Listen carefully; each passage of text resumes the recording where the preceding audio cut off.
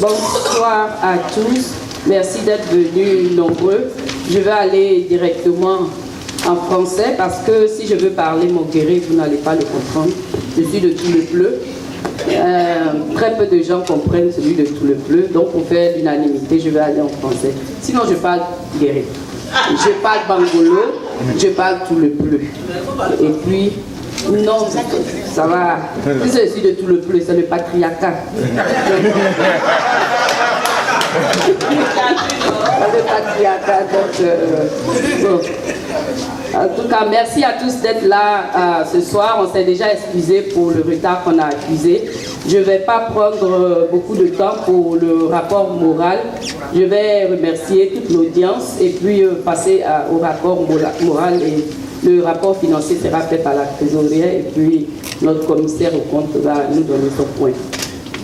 Donc, nous nous retrouvons encore aujourd'hui pour une assemblée générale annuelle, cette fois-ci fin de mandat. Nous avons fait un mandat de 2 ans. J'ai été élu en 2014, en mai 2014. Le temps passe tellement vite, nous sommes à la fin du mandat, mai 2016. C'est vraiment une joie pour moi de me retrouver parmi mes frères et sœurs aujourd'hui, tous les doyens, et aussi avec le bureau exécutif. Tous les membres ne sont pas là parce que vous savez qu'ils ont beaucoup d'activités par rapport à l'Assemblée générale qui est préparée, surtout ceux de Dallas.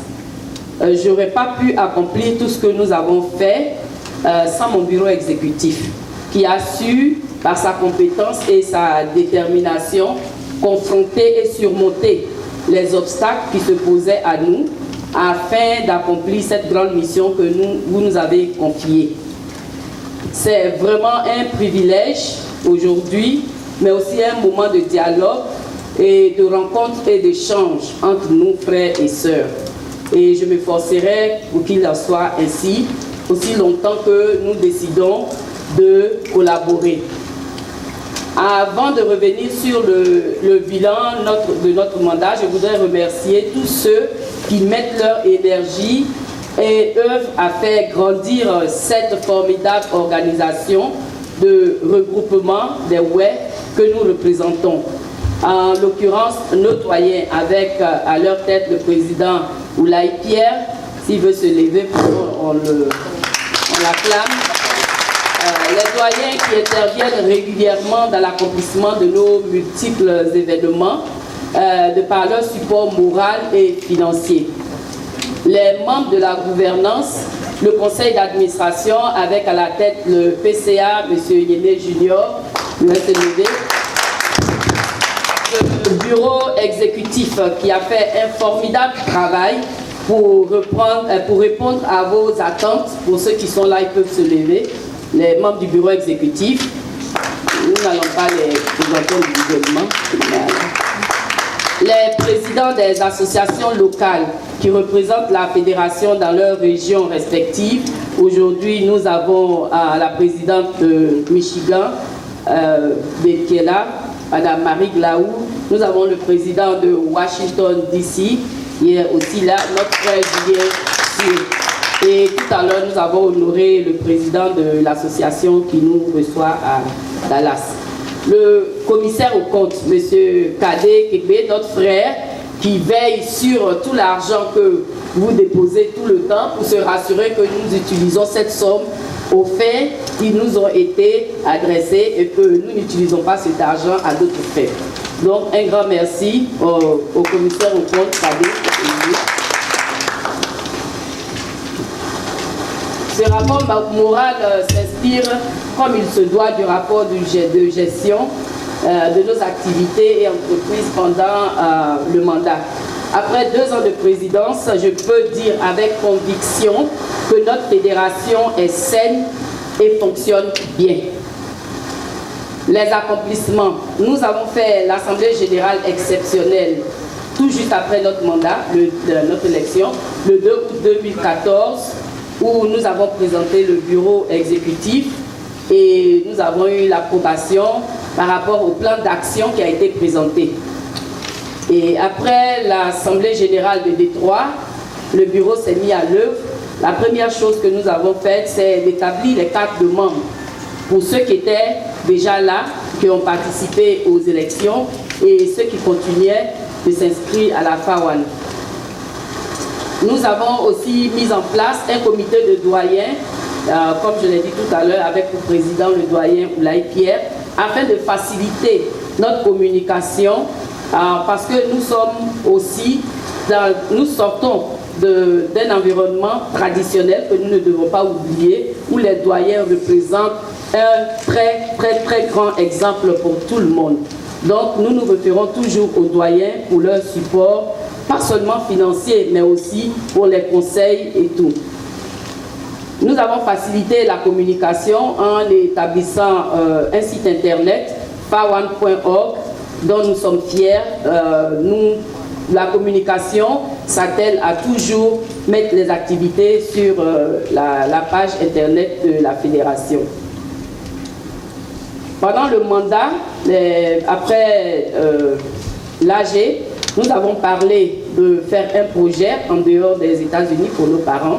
Et le premier projet que nous avons fait d'une valeur de 5 000 $, c'était des dons que nous avons fait au Ghana dans 3 camps de réfugiés.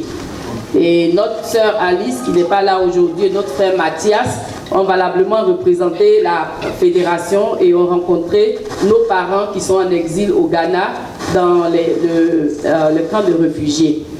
Il y a le film sur la page internet de la fédération. Peu de temps après, nous avons obtenu le 501c3 qui a officiellement enregistré la fédération sous l'égide d'une association apolitique et non lucrative selon le Code des impôts fédéraux des États-Unis. Au cadre social, j'ai eu la rencontre avec l'association d'Indianapolis qui malheureusement n'est pas là aujourd'hui pour un empêchement.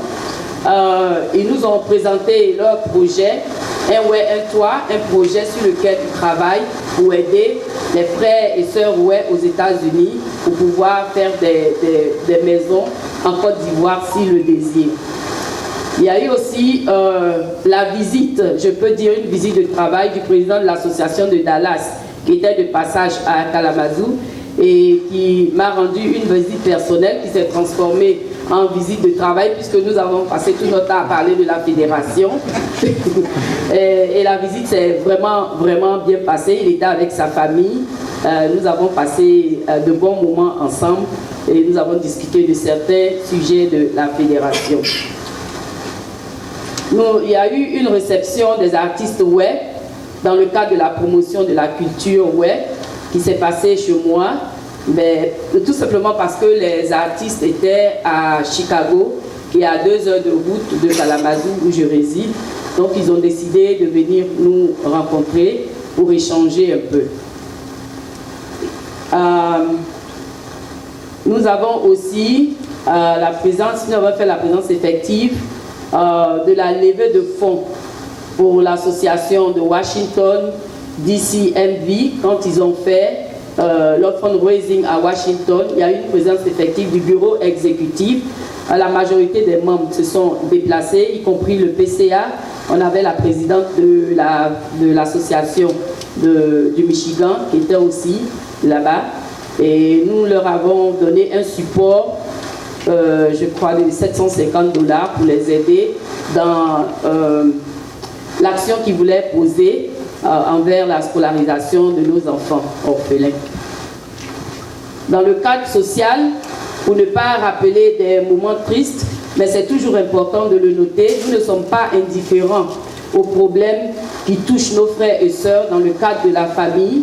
Nous avons dû supporter moralement et financièrement notre frère, surtout moralement, notre frère dont la femme est décédée, paix à son âme, Madame Lucie Sier à Houston. Tout le monde s'est mobilisé et nous avons fait un don. Notre doyen Badon a représenté la fédération quand il a participé à la veillée et il a vraiment fait comprendre à la famille que nous étions présents, que nous n'étions pas indifférents au deuil qui les touchait et que c'était le deuil de toute la famille Oué. Nous avons noté tout à l'heure au début que notre frère Dénissier nous a fait ce témoignage qui était très émouvant. Mais il est très important de le noter aujourd'hui pour que nous sachions tous que la fédération n'est pas seulement pour ceux qui sont en Afrique, en Côte d'Ivoire, c'est aussi pour nous qui sommes ici. Le conseil d'administration a traité 2 dossiers litigieux entre le bureau exécutif et l'association locale de New York. Pour les deux dossiers traités, nous avons eu à conclure d'une façon ou d'une autre, positive pour les uns, négatif pour d'autres, mais je dirais que le conseil d'administration a fait son travail correctement et proprement, comme on le dit. Dans le cas de la formation des associations locales, Chicago a renouvelé son bureau, un bureau temporaire, avec leur présidente qui est présente parmi nous ce soir. Madame Françoise T.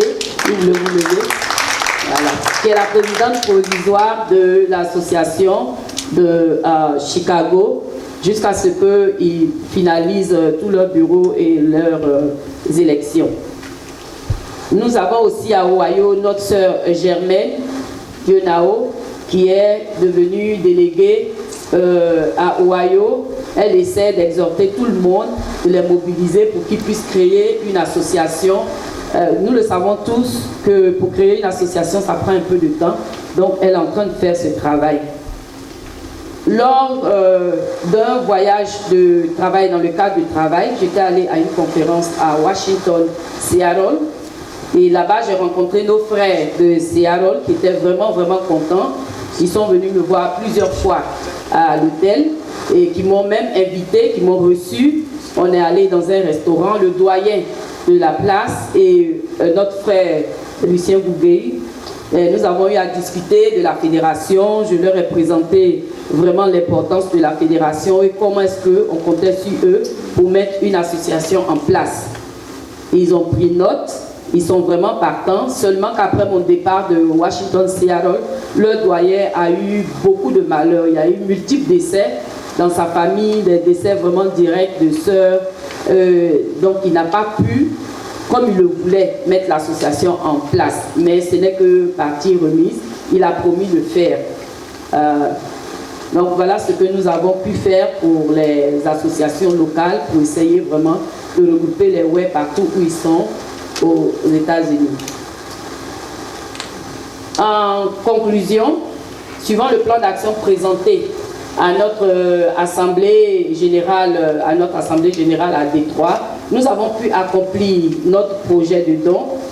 Nous avons tenu des réunions régulièrement, 45 réunions pour le bureau exécutif, 12 réunions pour tous les Oué, 32 réunions restreintes, que ce soit avec les doyens ou des groupes précis.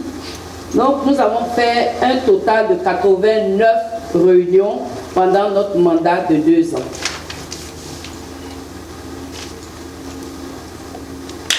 Nous essayons, j'attendais les applaudissements.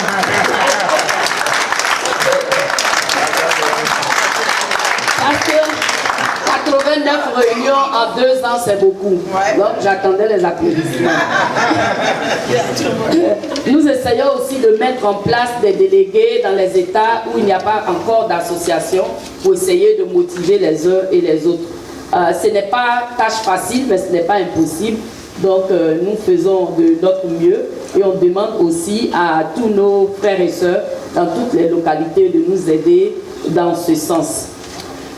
Les difficultés rencontrées se situent au niveau de la création et participation active des associations locales. Et nous souhaitons, ou je souhaiterais que dans les prochains mandats, que nos associations locales soient beaucoup plus supportent la fédération dans toutes les actions qui sont posées et la fédération en fera autant. Nous avons aussi eu la démission des membres de quelques membres du bureau exécutif pour des raisons personnelles en général ou simplement parce qu'ils n'étaient plus dans la vision que nous avons donnée pendant le plan d'action à l'AG. nous devons noter que ce que nous faisons, ce n'est que du bénévolat. Personne n'est payé, donc c'est la volonté de le faire. Pour ceux qui ne veulent plus le faire, nous ne pouvons pas les obliger et nous devons respecter leurs décisions. Donc une démission n'est pas nécessairement négative. Une démission, c'est que la personne n'a plus la volonté de continuer dans ce sens. Et nous respectons toujours la décision de ceux qui sont partis. Et je leur dis à chaque fois qu'ils rendent leur démission que la fédération est toujours là. Ils sont membres de la fédération et ils peuvent aider la fédération dans d'autres contextes, pas forcément en étant au bureau exécutif. Donc ceux qui ont rendu leur démission ne sont pas exclus de la famille Oué, seulement qui ne font plus partie du bureau exécutif, qui travaillent nuit et jour pour accomplir les objectifs qui ont été établis. On a aussi eu vraiment des difficultés dans l'accomplissement de notre premier projet qui était en dehors des États-Unis et en dehors de la Côte d'Ivoire. Pendant une des réunions, nous avons eu à faire le point, attirer l'attention de tous pour les obstacles que nos deux frères et sœurs, notre sœur Alice et puis notre frère Mathias qui sont allés nous représenter, les problèmes qu'ils ont eus. Et ces difficultés ne venaient pas d'ailleurs, ces difficultés venaient de nos propres frères Oué. Et c'était vraiment déplorable. N'eût été leur persévérance, peut-être que la fédération ne serait même pas là où nous sommes aujourd'hui. Ils ont pris des risques pour aller accomplir cette mission. Nous-mêmes, Oué, avons essayé d'une façon ou d'une autre de les empêcher à accomplir ce projet qui ne faisait que simplement aider nos parents qui sont dans les camps de réfugiés. Et ce que je retiens, ce sont des actes que nous ne devons pas poser. Ce n'est pas positif, ça ne nous emmène nulle part, si ce n'est que nous faire reculer dans ce que nous voulons faire. Nous avons besoin d'avancer et pour des raisons personnelles, nous ne devons pas arrêter ou freiner l'élan de ceux qui veulent travailler pour nos parents d'une façon ou d'une autre. C'était tout simplement un rappel parce qu'il y a eu tellement d'obstacles pour ce projet du Ghana qui finalement a été un succès, mais il faut que tous nos frères et sœurs retiennent que ce n'était pas du tout facile. En conclusion, je ne peux que dire merci à tous ceux qui sont ici présents aujourd'hui. Je ne peux que dire aussi merci à tous les doyens, à tous ceux qui œuvrent à la bonne marche de cette fédération. Sans votre support, je ne serais pas là, le bureau ne serait pas là et nous n'aurions pas eu une AG aujourd'hui. Merci, merci, merci.